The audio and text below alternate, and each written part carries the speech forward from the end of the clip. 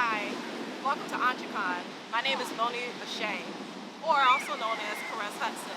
I'm the owner of Henny Patisserie, the founder of the War Investment Group, and also the business guy for the Business Roundtable. So happy to have you with me here. We've got an awesome session we're going to talk about. Join me today as we sit down and have a little conversation about creating confidence and the power of sisterhood. Come on with me. Let's talk.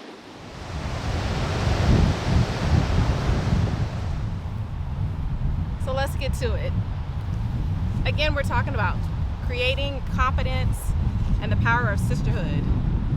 Before many of us even begin our days, we're consumed with life and everything that it has to bring. Life responsibilities seem to find us. We carry them around like a heavy winter coat, never taking them off, but just sweating through it every day. We do that. And then the business comes. The business you, the entrepreneurial you, the entrepreneur me. Being an entrepreneur requires confidence, requires tact, finesse, and laying out those goals and crushing them one by one. Confidence is key. It's essential. And how we create confidence and how we foster it is just as important. On this entrepreneur path, if you can develop some allies, support systems, sisterhoods within your industry, it's possible to create and to develop some strong relationships and friendships that can help you succeed beyond your wildest dreams. Your confidence affects your relationship through sisterhood. Let's explore this a little bit more. What is confidence? Trust, credence, conviction, self-assurance, and most of all, faith. This is what confidence is. This is what confidence means. But how do you get that? How do you get these qualities? Especially living in a male-dominated world.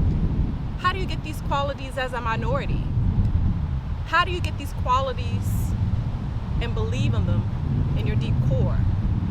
Despite what the industry representation looks like, despite what someone told you about yourself, despite what you may or you may not believe personally, is what confidence will really say about you. But before we go and grab confidence and our allies to support our goals, our dreams, and wishes, we've got to do self-work. We've got to clear the table and first talk about some confidence killers that can affect sisterhood relationships. Let's start clean. And the first thing we're going to start with is comparison.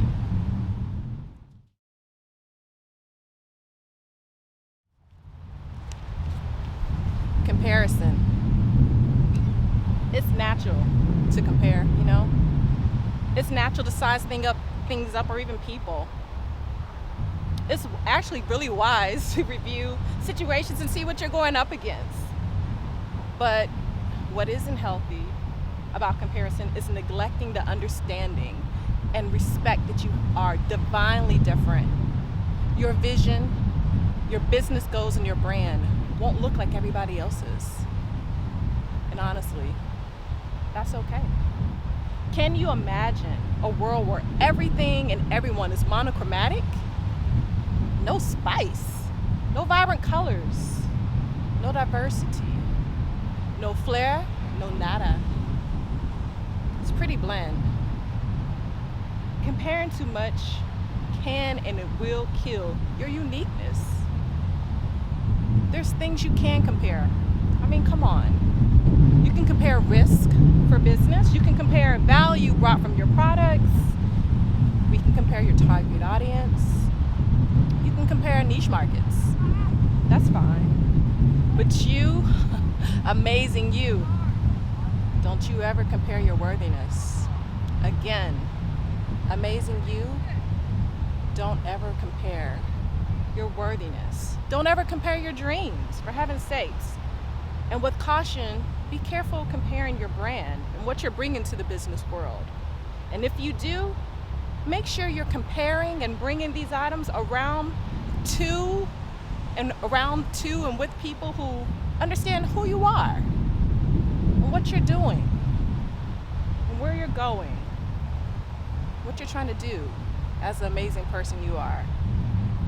Don't let comparison be a confidence killer for you. And always remember, when it comes to comparison, you can't win your race by watching somebody else's lane. You have to focus on yourself.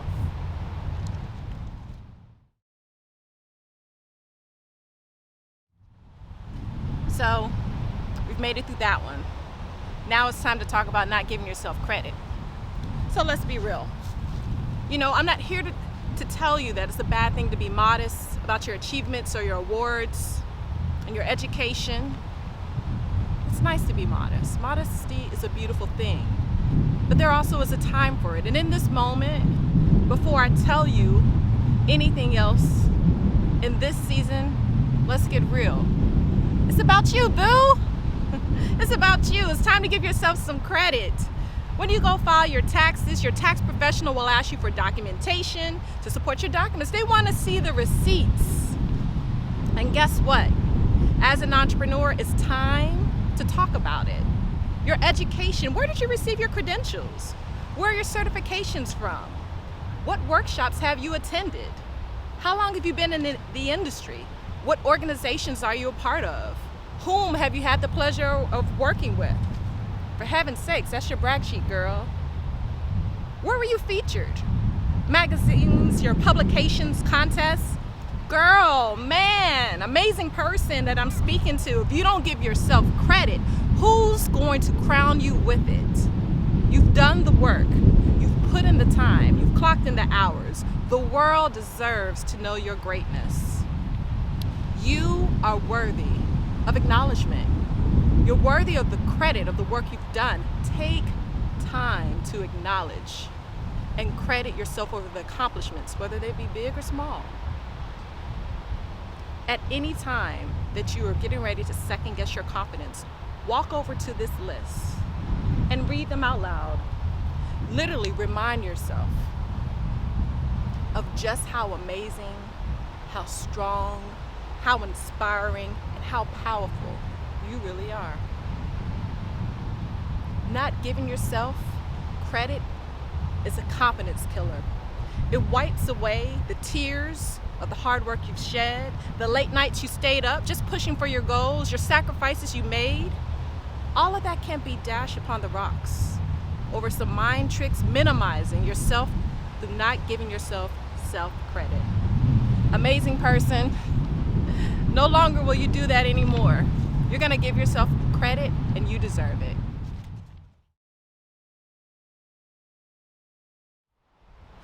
Next is overthinking imperfection.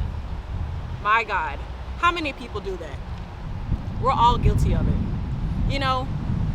I can easily say overthinking and perfection can be used in a wonderful analogy like this. When carrying and birthing a baby, the body goes through a process of preparing, developing, nurturing, this being all for a special moment to occur. And during that process, the body does all these beautiful processes and things at once, creating organs and nervous systems and fluids to support the life and the transition out of the moon, out of the womb for this special moment to happen. There's doctors, midwives, and nurse practitioners. They all attempt to give you days and estimates on when this baby's gonna come into the world. We know how that goes, right? Everyone gets dates. But only when the time is right, only when the body knows, only when the universe says so, only when the Supreme Being says it's time, ready or not, that baby's birth, right? Epidural, cesarean, natural birth, with painkillers, without painkillers, it doesn't matter. The process goes on. And if these processes are attempted in any way to be stopped or halted, there are consequences, there are costs, there are dangers. Overthinking your baby and the delivery of your brand and your business is just as important. It can cost you. And if you've done the work and you've gone through the proper refinement and had the correct eyes on your brand and your vision, you can't afford to overthink things. You can't afford to wait for perfection. The beautiful Ann Wilson is quoted as saying, "Perfection is self-abuse of the highest order." And I believe that, dear friend. So I'm asking you, during this process of consideration to release the need for perfection and overthinking things and open up to the idea of working through processes, working through the kinks and working through the things that come. Trust the process and release control.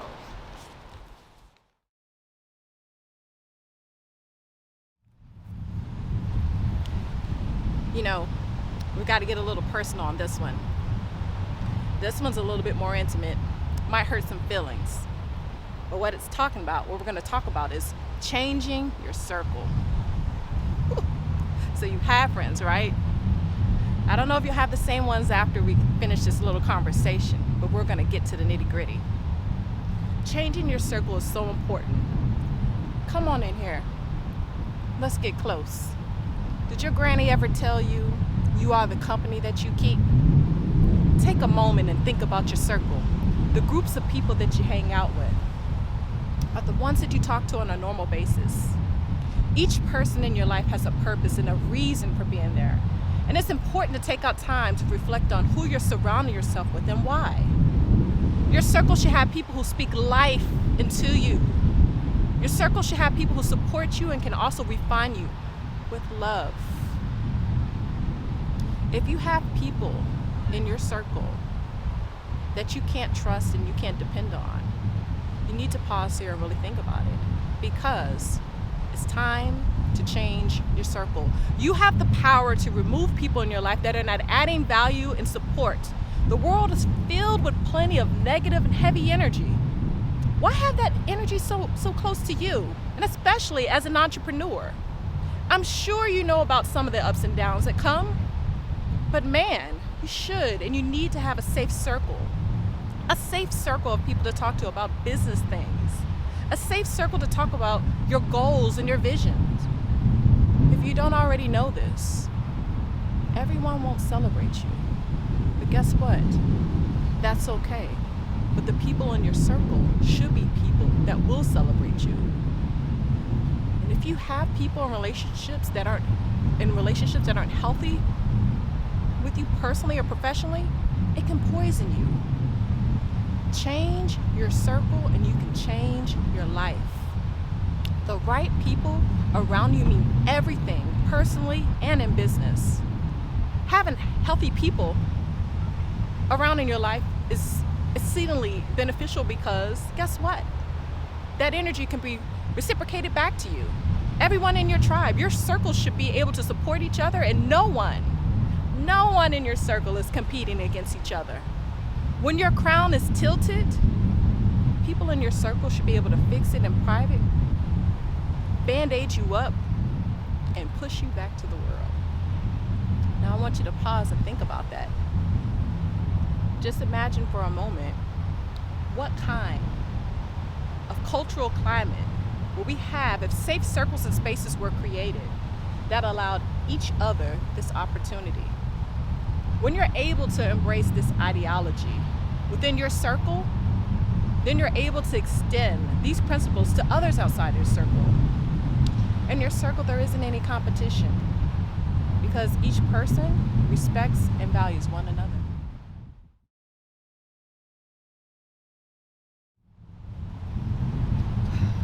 So, yeah, positive mind, a confidence killer.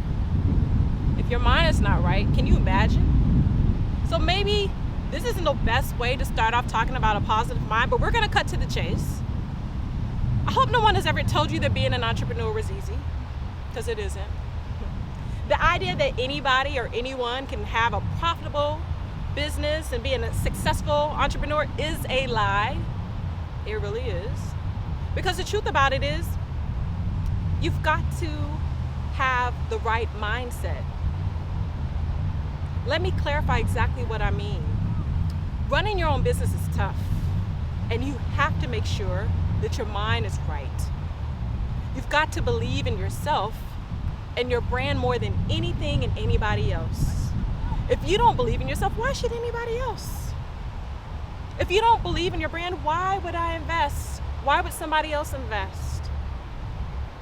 And if these issues are serious enough about your belief in yourself, This is the portion where I would like to also tell you it's important to see a licensed health professional, to get down to the self-work, to see what's really going on, because you've got to take care of that first before building a brand. That's exceedingly helpful, because there's different types of days that we have as entrepreneurs. Traditional styles of life, you have bad days. As an entrepreneur, sometimes we have bad quarters. As an entrepreneur, sometimes we have bad years. So being able to address and being able to acknowledge a bad day is a simple idea. Once you're able to master that and take control of yourself on mastering how you're going to respond to bad days, you're able to take and process the bad quarters. You're able to process and talk about, how am I going to get through this year? Ways that we move forward with that is positive meditation, mantras, affirmations, constantly reminding yourself of your worthiness and not allowing negativity to seep in. You've got to do this. And this is something that I highly encourage people to write down regularly, to remind themselves of everything that they have. You count your blessings daily. Beautiful day, count your blessings. Made a sale, count your blessings. Another year in business, count your blessings. Keeping a positive mind, keeping healthy energy around you is so essential. Do what you must and do what you need to secure a positive mind.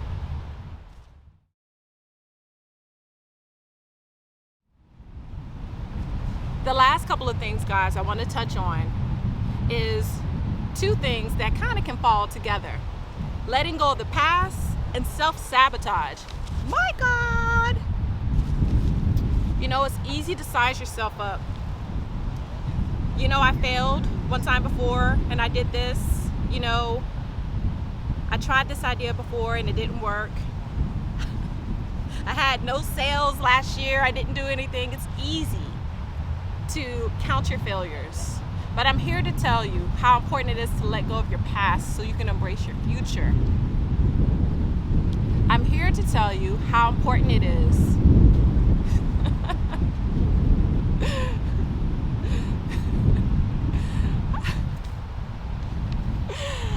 I'm here to tell you how important it is to move forward.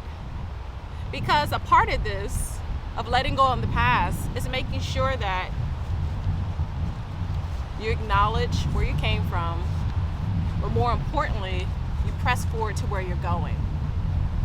The portion with self-sabotage and the confidence killer portion is you've got to acknowledge your weaknesses. If you are a procrastinator and it's the 11th hour, you know good and well this could be a form of self-sabotage. Give yourself a chance. Acknowledge the things that hurt you the most with your business and be aggressive about them. Tackle it head on.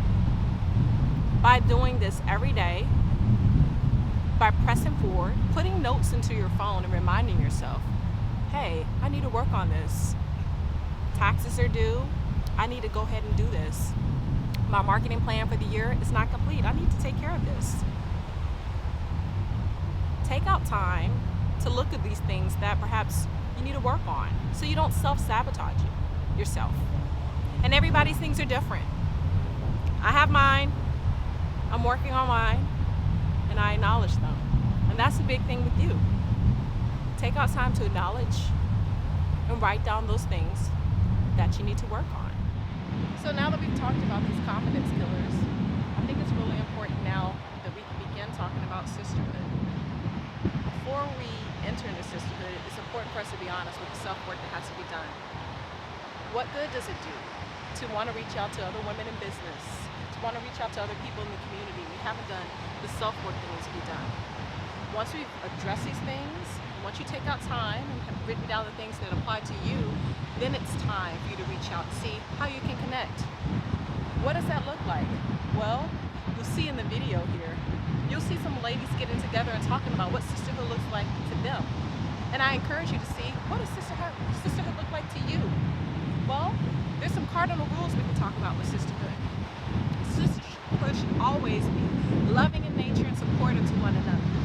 Sisterhood should always be ready to reach out and connect, where things are going to be mutually great for both of us. Sisterhood means that you see my crown tilted, tell me in private and not in public. Sisterhood means that we reach out to one another and see how we can do collaborative things in the community so that both of us can prosper. You'll see some of the ladies talk about these things, and I challenge you to do some homework and see, what does that look like within your business? Who can you connect to? Who can you reach out to? What does that reflection look like in your community? What looks like, things that look like in my community might look different to yours, but I encourage you all the same. So how do we break unhealthy competition in sisterhood? I have a theory on that, because sometimes competition, especially between women, it almost comes from a place of insecurity. It comes from a lack of trust within yourself. So I have found through the years that collaboration really beats down the head of competition. Because when you're collaborating, you're able to recognize, okay, certain people's fortes, you know, my forte may be something creative. You may be a great manager, right? You may be a great innovator. So if we all have confidence in what our own skill sets are, then we don't have a need to compete. Well, I'll add to that and say, I think a lot of the times we only focus on our small little bubble. And we're thinking that we have to stay within that little bubble, and anyone else that we know within that bubble, it's fear-based. It's fear-based, where we don't think there's enough money to go around. And so I think that we need to get out of that by understanding that really the world is our oyster, and we can all get what we want. Especially right now with things going online and more things happening on a bigger scale. I mean, if you're able to market whatever it is you're trying to do on that level, then really there is no competition, because there's somebody out there who's gonna, resonate with you in order to get whatever it is you're trying to promote. That's so true. For me, a lot of it is that people get sort of stuck into this one-way thing. Like, if you're winning, I'm losing, and that you can't collaborate because that makes you win, which makes you lose. Right. And we have to get out of this kind of dichotomy of winners and losers into the teamwork and really push into the sisterhood portion of it. If one of us is winning, we're all winning. And if when you're at the top, you're going to reach down and you're going to help me come up. And then I'm going to reach down and I'm going to help them come up. And that we really dig roots out so that everybody is understanding the concept of, like, just because you're winning today, it doesn't mean that I'm losing today. Right, exactly. Teamwork, true teamwork. I like that. Okay, so I'm going to put up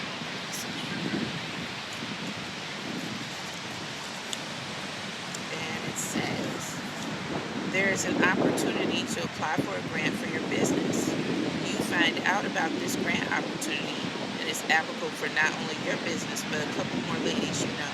What do? Do you send them the information, or do you sit in? By all means, I think that I would share the information, and I have done that when I find out about things, because I feel like even if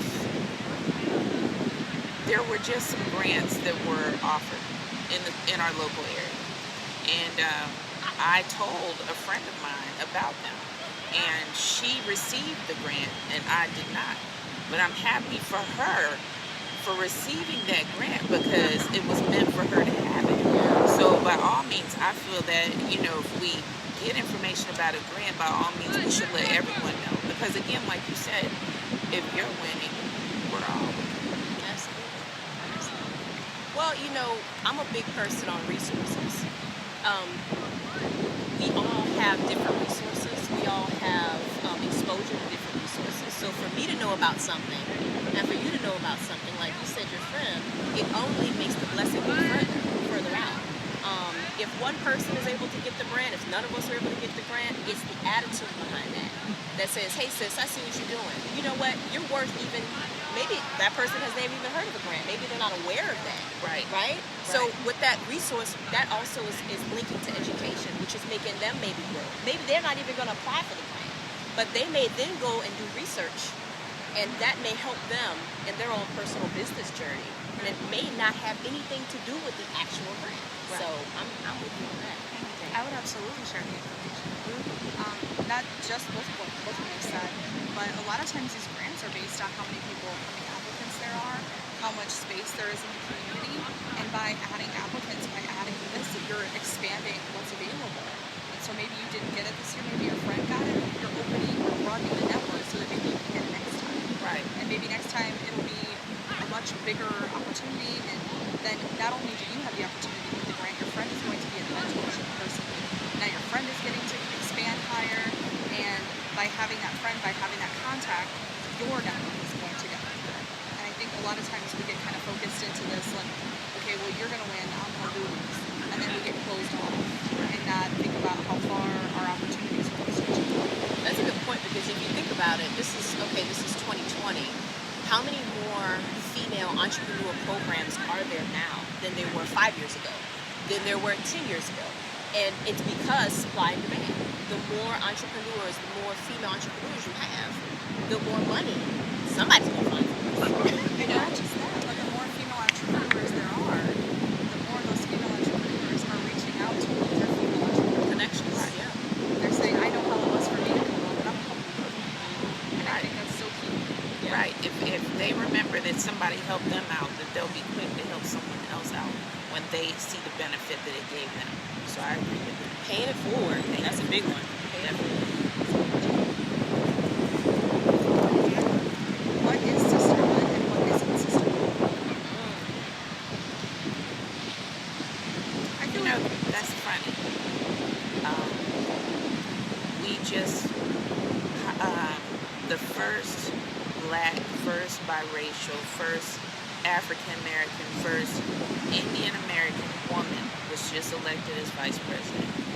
She is also a member of a Black Greek letter organization.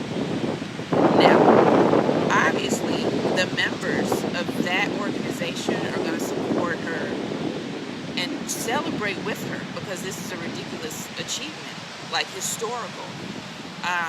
But I just commented on this morning. It said, anyone who cannot see past their Greek letters to understand what a historical moment this is and celebrate with this organization and this woman really needs to check themselves.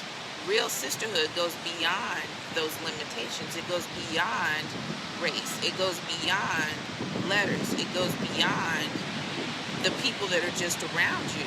I've received significant amount of assistance from people I've never met in social media. It's phenomenal. And once you understand that if you choose not to limit sisterhood to the whatever you've grown up with, then you're expanding not only yourself but them too. Like, sisterhood should encompass more than what we limit it to, if that makes sense. That's great.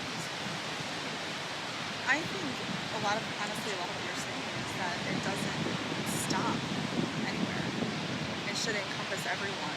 It should encompass everything. Like, I've learned a lot of that. It's been a lot of growing moments for me working in the shop with us that, like, maybe previously I wouldn't have reached out in this direction or that direction, but such absolute kindness of heart and spirit has been shown me in there as just legitimate sisterhood. Angie coming in and being such a support and such a kindness that it really made me open my eyes and move beyond, like you're saying, what I grew up with or what I was exposed to previously.